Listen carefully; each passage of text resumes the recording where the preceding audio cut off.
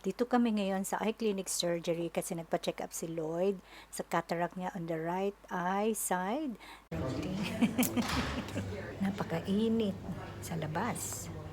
So, hinihintay lang namin ang tawag para sa kanya to check kung ano yung level ng mata niya. So, mga machine lang. Ayan, tinawag na siya.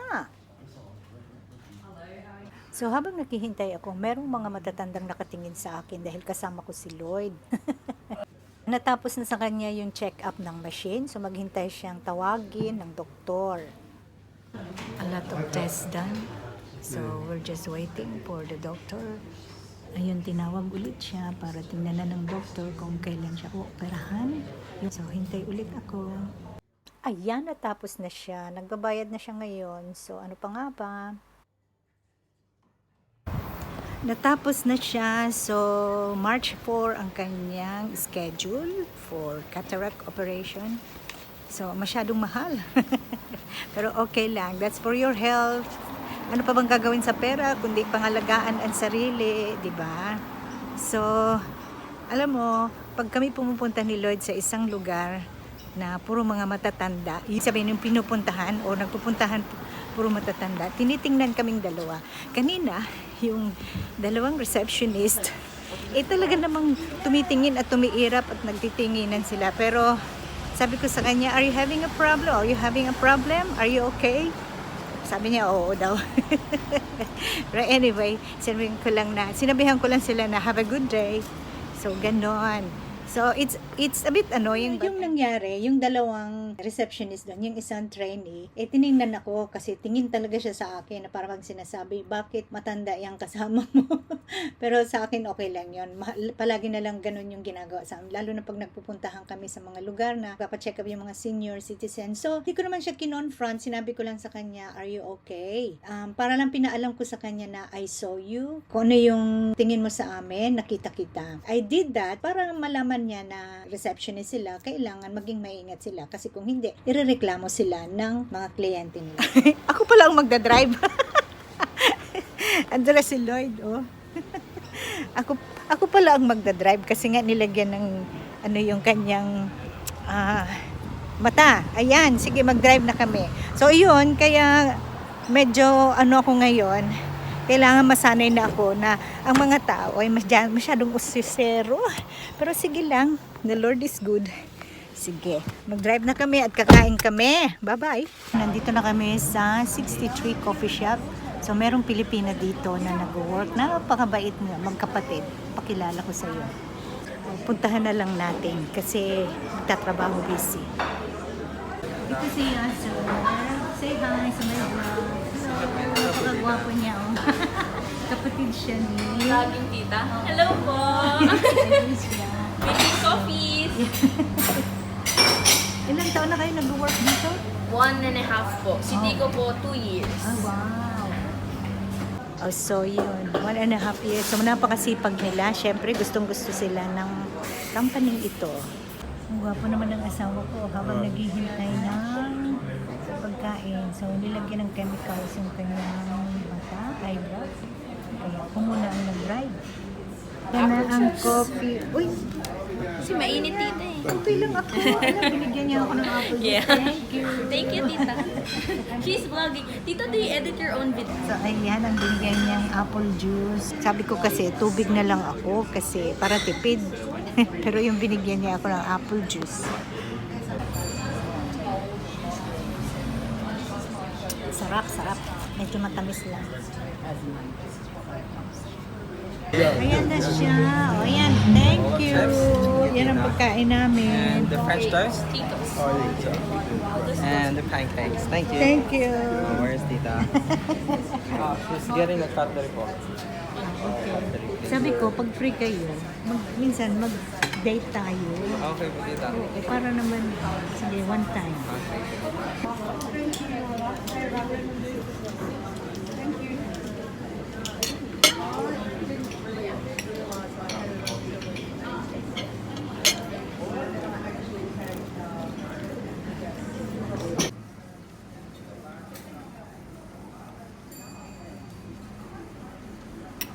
May sinasabi ang asawa ko.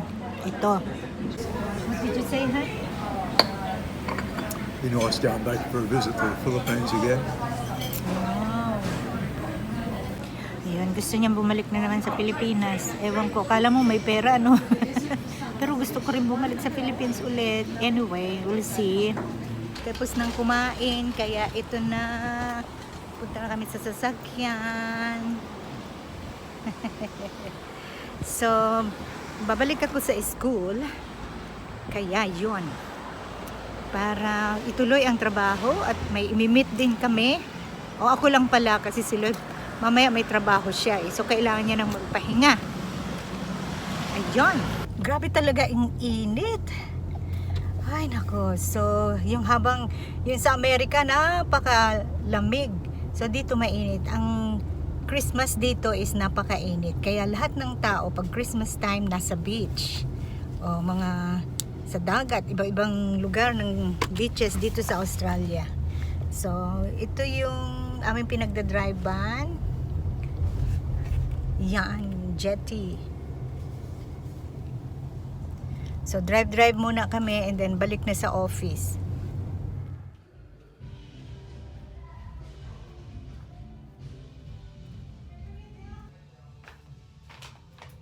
So, maliit lang naman yung opisina ko kasi once a week lang ako pumupunta dito. And then, pag nandito nga, nagbe-visit pa ako ng ibang tao and meeting sa ibang tao. Pagka meron kaming gathering na ino-organize, so halos araw-araw nandito ako kasi maraming inaasikaso. So, halos araw-araw o linggo-linggo, ganito yung ginagawa ko. Minsan, naiisip ko, naiinip ba ako? At saka palagi na lang ganito. Pero alam nyo, hindi ako naiinip or hindi ako nagsasawa. Lalo na ngayon, retired si Lloyd. Wala kaming iniisip kundi para sa community. Kasi naniniwala ako na kapag yun ang gustong ipagawa sa akin ng Panginoon, gagawin ko yun. At merong mga mangyayari. Kahit wala pa ako nakikitang mga resulta, alam kong meron. Hindi lang yun, ano ba itong ginagawa kong ito para sa akin lang ba ito or para kung kanino, pero alam mo ang isang napakagandang motivation ko sa buhay yung ginagawa ko ito para sa Panginoon. Ginagawa ko ito para ma-please siya o para ma-praise siya, para ma-bless yung name niya. Kasi kung ganun yung hangarin mo sa buhay, wala ka ng ibang iisipin kundi siya lang. Nangyayari ito sa buhay ko kahit routine yung ginagawa ko sa buhay, sa pang-araw-araw. Nakikita ko yung motivation niya, lalo niya akong ini-inspire. Siguro babaguhin ko lang ito kung ilalagay ako ng Lord sa ibang field, sa isang area na doon niya ako ililipat para may gusto siyang ipagawa sa akin. So, I believe that. Kaya tuloy-tuloy lang ako kahit wala pa ako nakikitang resulta. Alam kong gumagawa siya at magtutuloy-tuloy ako dahil sa tulong niya din. So, yun yung aking pananaw sa buhay. Kaya kung kayo ay nalilito o kung kayo ay nagsasawa, napapagod, pwedeng magpahinga and then ipag-pray nyo na para kanino ba ito yung ginagawa mo sa buhay. After a few minutes, umalis na ako sa office dahil meron akong imimit dito sa Newport. So, very hectic ang schedule. So, I'll meet my friend. Nag-meet muna kami sa grocery shop at hinintay ko siya doon. So, kala namin magko-coffee kami doon. Pero, after that kwentuhan na konti, nagpunta kami sa isang Japanese restaurant o Japanese something sushi thing. So, ayan. Kaya bili-bili lang. Pero hindi na ako kumain ng marami kasi busog na busog ako. Nakapunta na ako sa lugar na ito pero first time ko sa kainan na to. Kaya enjoy din ako. So, nasa bahay na ako. Mag-rest lang ng konti, few minutes. And then, bibilan lang ako ng pagkain ni Lloyd for dinner. And then, punta na kami sa Bible study. May bibisitahin kami, parang visitation dinner. So, andito na ako ngayon sa Deception Bay, sa shopping mall. Mamalengke lang ako para mamaya. Ayan, punta na tayo dito. Pili tayo ng dadalhin ko sa Bible study to share. So, ito yung grocery code, ang tawag dito. Punta tayo dun sa may chicken. Naligaw ako. Hindi ko makita. Ito na. Oh, yan. Ito. So, it's $13.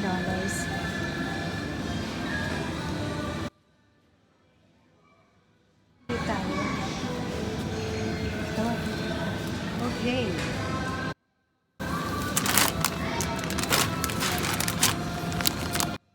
Naghahanap ako ng cheese with cracker, parang snacks lang. Ito pala siya. para kay Lloyd, dagdag sa kanyang dinner pala. So, ano bang kukunin ko?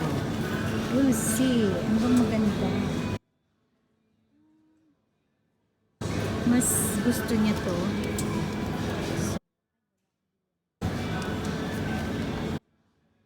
So, ito na lang.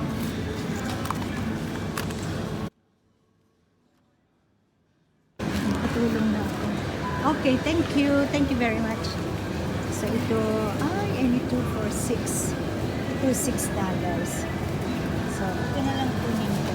Yan na lang kunin ko.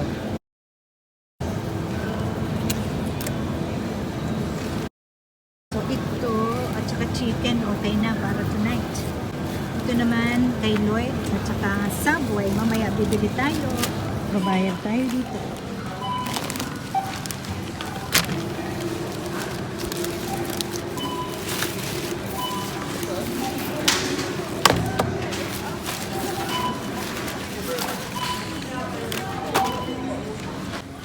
Total card naman ang gagamitin ko pambayad. So, dito na tayo sa self-service para mabilis. Walang pila. Please scan your personal check or select from. If you have a Flybuys card, please scan at any time. Ito po yung kahera na napakaingay, kaya okay lang. Malambing naman ang boses eh. Ayan, bili na tayo ng Subway para kay Lloyd. Can I have turkey with rye bread? Half only, half? 6 inch.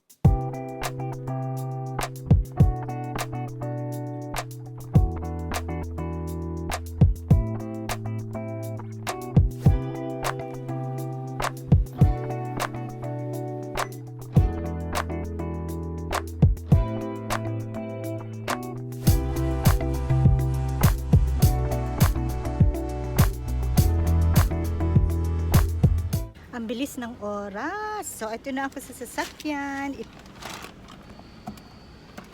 Init! Grabe init talaga. Papunta na ako ngayon sa school kasi doon nag-work si Lloyd. So, after that, hatid ko lang yung pagkain niya.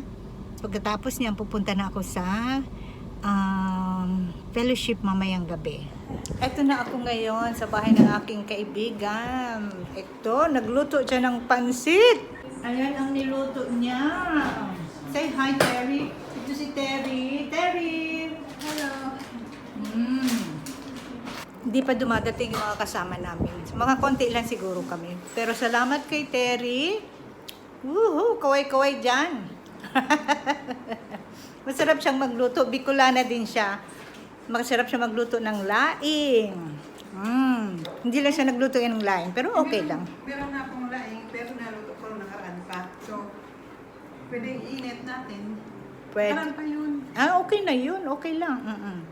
So, may naluto na daw siya nung nakaraan pa. Masarap ang laing. Ito, may dalawang bisitang dumating. Ayan. So, kami po yung mga kakain dito.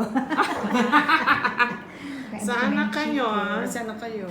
Naghihintay pa tayo ng ilan pa? Dalawang Isa, pamilya, isa tatlo. lang. Si Isa Nobi. Sino pupunta Si sa Nobi. Senador? Si Nobi. Senadora.